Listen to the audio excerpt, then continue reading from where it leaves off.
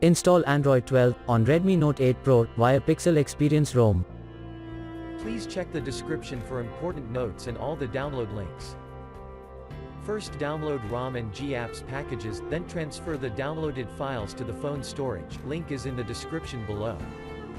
Step 2. Boot your device into TWRP recovery. Once in TWRP, click on Wipe, Advanced Wipe, and select the check boxes, as shown in the image, excluding internal storage. Step 4. Swipe the button to wipe the device. Step 5. Go back to the recovery main screen, and tap on the Install button. Step 6. Navigate to the storage, and select the ROM ZIP file. Step 7. Finally, swipe the button on the screen, to install ROM file. Step 8. Flash the GApps zip package, in the same manner. Step 9. After GApps flashing completes, select Wipe Cache and dalvik from bottom left side of screen, and swipe to wipe. Step 10.